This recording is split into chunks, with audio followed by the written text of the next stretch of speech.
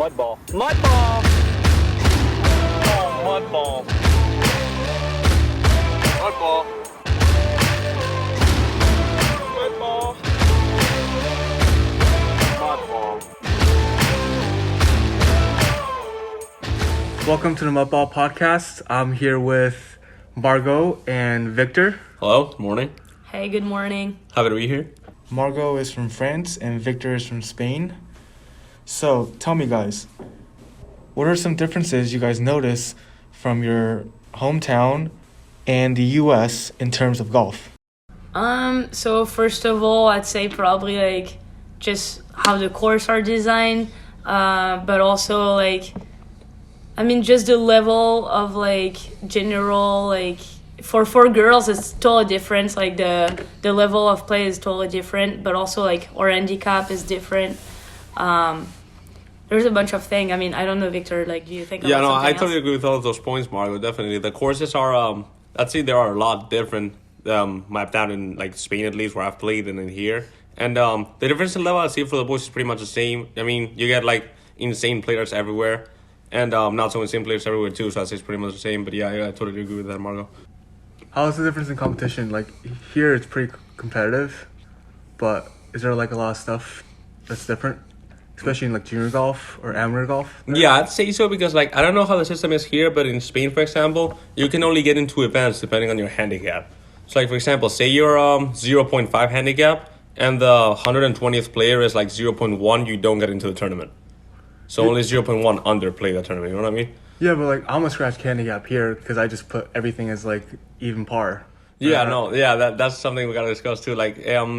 Like the handicap system in Europe is a lot different. So out of the last 20 rounds, tournament rounds you play, you cannot put like practice or like qualifying rounds or anything. Out of the last 20 tournament rounds, they take the average handicap of the best 8, and that's your handicap. So it's a lot harder to So like in get it function down. of the like in France, it's like you don't even have to put it in. Like it's like the federation, like the French federation, they know like my name, Margot Rouquette, and like every time I figure somewhere like a result like that I played, like a competition that I played, it's just gonna like register me and like register my score. So after that, like as Victor said, it's like the best 8 of your 20 last competition. It like creates a difference. So like in function of how hard the course was and like what you played creates a difference, and that like builds your handicap. So right now I'm like a plus 1.8, so like negative 1.8, and that's just based on the last 20 rounds that I played and in function of how hard the course was. So that's what's good about like France. I feel like the course are rate like harder because like they're more like narrow. Like here it's longer but like wider. Like, you know, like if you miss your drive, you're gonna be on the other hole, like the hole next to you. But like in France, that just doesn't happen. It's like you have trees or water, and if you miss, like you're just screwed. But the distance are a little bit shorter, I'd say. Yeah, pretty much. And in Spain too, like Margo was saying, the courses are different, so therefore the it's different. And depending on how hard the course played, we have a thing that's called the ASC. I don't know if you guys have that in France too. Yeah, it's not called the same, but like, yeah. I Oh, know what it is. okay, What is yeah. that? So is that, for example, well, that used to be for the old handicap system. For example, with the old one, if you played a shot below your handicap, you went down 0.1. If you played the same, you stayed, and if you played like horrible, no matter how many shots you made, if it was either 82 or 120, you went up 0.1, right? So depending if the course played really hard, say everybody played above their handicap, the ASC could go from 0 to -1, which means the course played easy, or +1 or +2, which means the course played hard. If it was +1, you would not go up 0.1. You would stay. You would. My bad. You could go up 0.1, but you wouldn't go. You would go down 0.2. So for example, say you went down 0.1 because the ASC was +1, you went down 0.2. But But that's yeah. just so that can change with the weather. So like Yeah. let's give a clear example. So let's say my handicap of play on that course on that different day like is like a +2. So like or like just 2 over. So let's say I shoot 2 over. Yeah. But then it was raining condition, there was like a storm that stopped the play in the middle. So like maybe like how do you call it? The ASC is gonna go up like 2 more. So like let's say my handicap of play was actually 4 that day and I still played 2. So because I shot 2 over, I'm gonna like on with the old handicap I would have gone down 0.2. So if I was like a scratch handicap, I would have been a minus 0.8. 2. Oh, yeah. 0.8. Yeah, exactly. And with that too, if the ASC was +2 and you played bad, so say you would have gone 0.1 up, you would not go up. Like it would stay no the matter same. what score you no matter what scored, what you scored that day, if you played your handicap or over, you usually don't move if you're like near your handicap. But if you're like, let's say I'm 10 over my handicap, I'm only gonna go up 0.1. Yeah. Like no matter what you shoot. And Cause- and I don't think I ever saw it, but I think you could go up to. Correct me if I'm wrong, but I think you could go up to +3, and if it's +3, nobody in the field goes up. You ever saw that? I think I I saw it never in saw one that. tournament, but Yeah. if it's +3, nobody goes up. But I mean, it's really different than like here. I feel like it's more serious. That's also why like I was talking about the level of play. It's just like as a girl, like I was expecting like a really, really hard level of competition like here in America. And I'm kind of surprised because the events that I saw, like they're nothing as hard as I'm used to play like back home. Like back home, the events that I play, like you win at like 8 under, you know. Here, like I play and like sometimes I win with like a score of like 4 over total. You know what I mean? Yeah, we're also playing easier events, but going back to the handicap system, like, how does like regular people get handicaps then? Oh, If it's only tournaments. Well, Okay, there is so- like club championships. Yeah. So like every like club championship, like every country club have their own schedule where they do competitions, and there are like even like someone who's like a 54 handicap like is gonna get his name registered in the federation, and like if he plays in that event, there is like the same system as us, like good golfers, and it's gonna work for them as well. Yeah, it's you just they're not basically- gonna go as down. Yeah, you basically call the federation and like sign up to get a handicap. You pay, I think it's like, I don't know how much it is, but you pay a fee and you get the handicap. Pretty much like it works here. But then you like you call your club and say, hey, I want to play this event. They register you for it, and like I think you start either at 54 or 36, depending on your age. And so you're registered to play, and then once you play in the event, the score gets registered, and because it's only one round, you take the handicap of that round, and that's your handicap because you can't have an average out of the 8. But you take that one, yeah. And back to what Margo was saying about it being easier here. Like, for example, in Spain, I'm like a 2.8 handicap. And here I registered 375s that we played last year in the spring events. And I'm a plus 2.4. Which is like insanely low. Like, Which is like if you see a difference. plus 2.4 European handicap, he's shooting like -5 daily. And I've never shot -5. So, yeah. Because here, like I said, like I just input like false rounds, just to get into tournaments easier. If I'm a scratch handicap, I get into any tournaments I want. But like members at like regular courses, they do the exact opposite. They put in higher rounds just so that their handicap is higher. Also, they get more shots? Yeah, they get I've more heard shots. about that, yeah. So like, because some members that I play, I'm giving like 20 shots a round, and I'm losing by like 10 shots. Yeah, in Spain, some of the tournaments are stable for 2, but like you cannot do that. Like even if you wanted your handicap to go up, you'd go up at like 0.5 max each time. So you're not gonna go from like a 2 to 8 handicap to get more points. And also, well, you're saying about putting false rounds. I don't know if you guys did it in France too. I never did it, but like there were some people in our federation. It was known that for a tournament to count for handicap, it needs to be 6 people or more. So they would get like 6 people, like 3 of the kids and then 3 of the parents to play. And the parents never played and the kids put in false rounds. So it was like 6. And then they could send it to the federation and their handicaps got changed.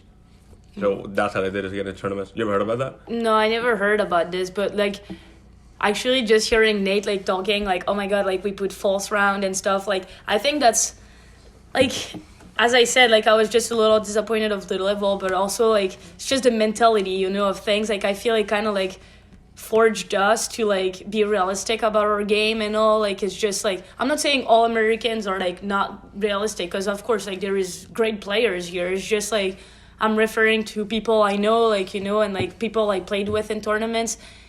They're just here like to have fun, but yet they're like playing D1 college, you know, and like I feel they don't really have that competitor side of them inside of us. It's just because us, like as a kid, like I was a 10 handicap and I was like, all right, I gotta get down in that handicap. So I was forcing myself to be competitive, and it was also a competition between us to like who has the lowest handicap, because at first it like mattered, you know. Now it doesn't matter anymore. We're just thinking of like your scoring average or something. But before it was like handicap. Like I want to be in the first, because the groups also were made in like with the handicap. So the lowest handicap you had, the closest you were to the first group, you know. And like when you're 14 years old and playing in an adult event and like you end up in the first group because you're a 2 handicap, like you're happy, you know, as a 14 years old, like you're happy. So like it just really makes you want to get better. And that's what I like about our handicap, like back home in Europe, you know. Plus, if you get to play first in the events, you get advantages on the rest of the course. For example, the bunkers aren't rigged, like they're perfect condition. The greens aren't like pitch mark. So like if you play, for example, if you play at 8 in the morning, you play 2 in the afternoon, like the greens are gonna be like destroyed and the bunkers are gonna be rigged. Absolutely. So it changes a lot. Because I feel like in tournaments in the U.S., they do the exact opposite. Like, the better players tend to go out last. Oh no, we do that's that. just the first round. We go out, so like the best player go out the first round. Like it's like the best from the not good, you know, to the worst, we'll say. And then after that, once there is like one day of competition and the ranking has come out, like they make the better player leave last.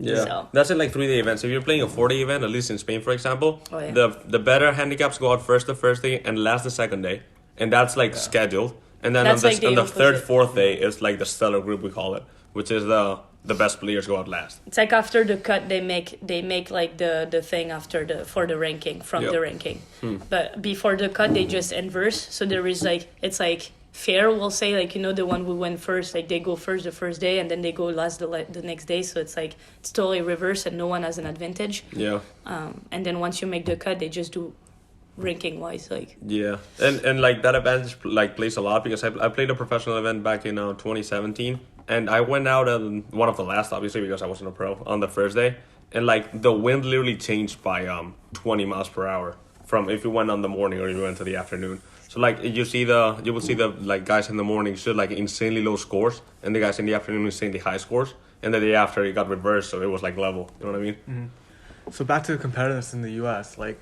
do you guys think if the handicap that you guys have back at home was here, it'd be different or? Oh, insanely different. I remember playing an event in LA, like an AJTA event, and I asked one of the kids I was playing with, I was like, "Hey, what's your handicap?" That was a practice round, and he goes, "I'm actually a 3 handicap," and I used to be like a 10 handicap at the time, and I was like, "Oh wow, this kid's insane." And then the following round, I saw him after a round. And I was like, "Hey, what'd you shoot?" And he goes, "Hey, I shot 80. I'm extremely happy." And I was like, well, "What do you mean? You're a 3 handicap? You should be shooting 74." Because the course wasn't that hard either.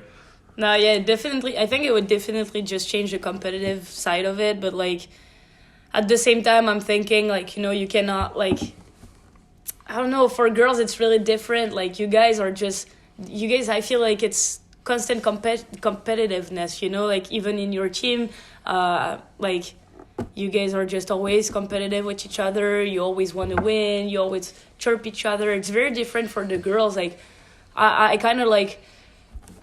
sometimes I kind of feel like a guy, you know, because just like I really just want to compete all the time. But like some girls, they just don't have it in them. Like they're just here to have fun, and I feel like it's just their parents pushing them, you know. And like so, maybe it would have helped some of them to have like that handicap better and like to like push them and all. But like some of them, I just think it's a lost cause. You know what I mean? Like I cannot do anything like. Yeah. To like wake them up on the inside, you know. Yeah, because here I guess you could go for like scoring average, but that depends a lot on the courses you play. Right? Because like if you have a 72 scoring average on insanely hard courses, par 72, or you have like a 69 scoring average on par 70s, like that are easy, it's like it changes a lot. So scoring average really doesn't say a thing about the player. But even the scoring average is different here, you know, because like my scoring average has started since my first competitions. That means like probably like 300 competitions ago. Like that's a lot of competitions that have been accumulated into my scoring average that the French Federation has. In France, I'm ranked probably in the top 100 like in the nation, like just women's, and my scoring average is a 1.2. So that means like like 73.2. Here I look at my scoring average and it's like a 75.3 or something like that, which I don't think reflects my real level of play. It's just we play in like we'll play in the cold in like 30 degrees weather, you know. It's not like, I don't know, it's hard to show your real best when I know that I can shoot like that, and I feel like I can relate on the French Federation average scoring and my handicap way better than like here. Yeah, because back there we use for a scoring average, it takes the scores of the entire year or like a couple of years ago too. So like for example, you get worst seasons, which are like winter, where it's just cold, and then you get summer. And like playing in the summer is a lot easier because the ball goes further. You don't have as many sleeves on, so it's a lot better. I like to do a fun thing to end the episodes here, and I would like to hear your fuck, marry, kills on the PGA Tour for you and LPGA my Tour God. for you. You're kidding. All right. Wait, the PGA for me or the LPGA Tour for you. Yeah, PGA for you. That's a lot better because I was going to say fucking All right, Brooks all right. Koepka, but I'll go first. Okay. So definitely fuck Brooke Koepka. Yeah, that's for Koepka, sure. okay. Yeah. I'd fuck Brooks Koepka. He I'm is- fucking He straight. is very hot. And then Mary. That's a tough one. All right, he is old, but like, he is old, okay, but like, don't judge me. I just think he's so nice. Cool. Phil Mickelson. Well, so nice. Marco's drinking for the bag though. That guy's loaded. Phil Mickelson. And then kill. You all want me to say Bryson, but I won't. Who would I kill? Actually, Rory McIlroy. I'll kill Rory. You don't like anytime. Rory? Yeah, just his way of walking is like, it really pissed me off just to see him walking. Oh my god. Yep. Damn. Okay, my turn. I don't think I can name 3 LPGA Tour players, but You can't name 3? I swear to God, I don't think I'd fuck Lexi Thompson. Obviously, dude. Have you She's seen like her? 6'2", though. Who gives a shit? Dude, she's mad hot. Okay, so I'd fuck Lexi Thompson. Then I'd marry Maria Fassi. Okay. She's hot too, and she speaks Spanish. And who do I kill? Who do I kill? Margo, give me a name. LPGA Tour name you would kill. I just don't know any LPGA Tour names. It's alright, I'll take that. Okay, I'll kill Bryson for Margo because Margo didn't kill him. Okay. I'll take that. Alright, thank you guys for being here. No problem, Nate. Thank you for listening to the podcast, and we'll see you next time. Thank you. Peace.